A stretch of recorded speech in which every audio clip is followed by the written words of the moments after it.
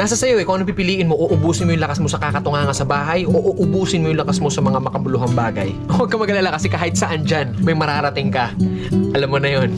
Hindi, ganito kasi yan. Dahil lang alam mong matagal at mapapagod ka, hindi ka natutuloy. Tsong wala kang mararating kung hindi mo pipihitin yung susi sa loob ng ulo mo. Gaano man kataas ang pangarap mo sa buhay, huwag kang matatakot sa pagod at sakripisyo dahil parte yun eh. Hindi ka makakakain ng kanin kung hindi mo sasaingin. Hindi ka makakakain ng ulam kung hindi mo lulutuin. Lahat ng bagay kailangan kilusan mo muna sa umpisa. Hindi tatakbo ang sasakyan kung hindi mo sususian, kung hindi mo lalagyan ng gasolina. Hindi yun tatakbo sa kung saan mo siyang direksyon dapat dalhin.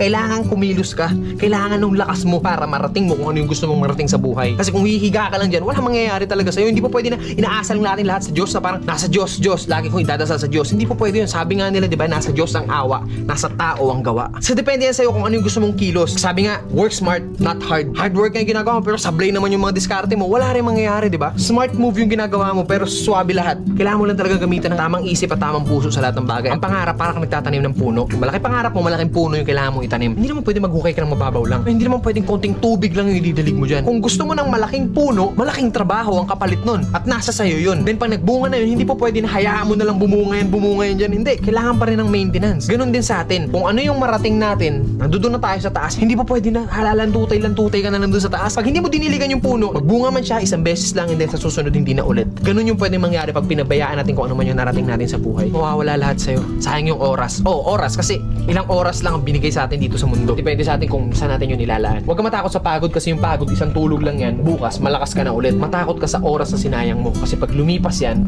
kahit tumambling ka pa ng 100 beses dyan, hindi mo na mababalik yan. Ano man ang landas na tinatahak mo ngayon, mabagal man ang pag-usad mo, ang mahalaga, umuusad ka. Hindi, nakastuck ka lang sa comfort zone mo, men, sablay yun. Kailangan mabagal man yung movement mo, pero hanggat umuusad ako, still, umuusad ako. Darating at darating ang panahon na lahat tayo makakarating sa gusto nating puntahan. Pare-parehas lang ang kinakain ng tao, kaya lagi mong isipin na kaya mo